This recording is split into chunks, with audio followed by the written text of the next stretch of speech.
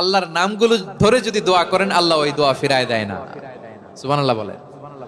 আপনি যদি দোয়ার মধ্যে বলেন ইয়া রহমান, সবাই বলেন ইয়া রহমান, ইয়া রহিম, ইয়া হাইয়্যু, ইয়া কাইয়্যুম, আল্লাহর চমৎকার নামগুলো ধরে ধরে যদি আল্লাহর কাছে ফরিয়াদ করেন, আল্লাহর নামগুলো ডাকেন, আপনার দোয়া মুহূর্তেই কবুল করবে কে? ও আমার গুনাহগার বান্দারা শুনো, জুলুম করেছো, ভুল করেছো, অন্যায় করেছো, আল্লাহর রহমত থেকে নিরাশ হয়ো না। আমরা বিশ্বাসীরা কঠিনকালে আল্লাহর রহমত থেকে নিরাশ হব না, ঠিক কিনা বলেন? আল্লাহর রহমত থেকে নিরাশ হবেন? ভুল করে ফেলছেন, আরে ভুল তো সবাই করে, পাপ হইছে, আরে পাপ তো সবার আছে, আপনারা সবাই পাপী, সবাই পাপী।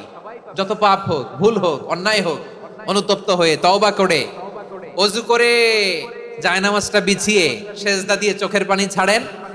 চোখের বেয়ে পড়া পানি আল্লাহর কাছে যে কত প্রিয়। অনুতপ্ত বান্দার চোখের পানির ফোঁটা তার চোখ বেয়ে, নাকের ডগা বেয়ে জমিনে ড্রপ করার আগেই আল্লাহর ওই বান্দার সব গুনাহ মাফ করে দেয়। বিষ্ণু ঈসা ইসলাম এভাবে আল্লাহর নামগুলো ধরে ধরে জিকির করতেন, আল্লাহর নাম জপতেন। তিনি বলতেন আসআলুকা